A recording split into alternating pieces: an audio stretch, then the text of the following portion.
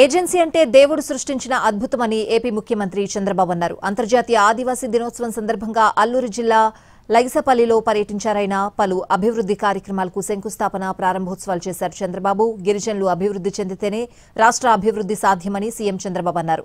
అవకాశాలు కల్పిస్తే గిరిజనులు అద్భుతాలు సాధిస్తారని చెప్పారు. పర్యాటకం, ఫుడ్ ప్రాసెసింగ్ కు అధిక ప్రాధాన్యత ఇస్తున్నామని బాబు తెలిపారు. గిరిజనులకు అన్ని రకాలుగా ఆదుకుంటామని ఆయన స్పష్టం చేశారు.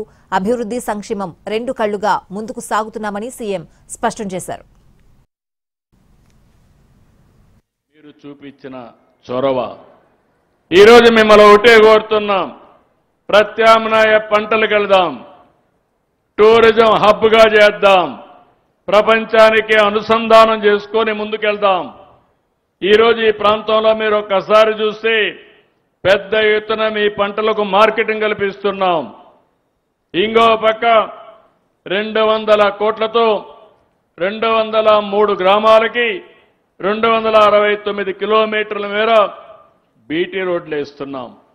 నేషనల్ హైవేస్ అన్నీ వచ్చాయి. ఇక్కడ 515 కిలోమీటర్ల పొడవుతో 8,570 కోట్ల రూపాయలు విలువైన పనులు జరుగుతున్నాయి. పాడేరు, గొండెగూడ, కొయ్యూరు, చాప్రతిపాలెం, చింతపల్లి, రంపచోడవరం, కొయ్యూరు, నేషనల్ హైవే 516 ఈ విస్తరణ, Raipur, Visakhapatnam section, NH 130 CD, Bhadrachalam, Kunta, national highway 30 section, Lamasingi, Paderu, Chintur, Motu సెక్షన్లు, పాడేరు బైపాస్, కొత్త ఫ్లైఓవర్.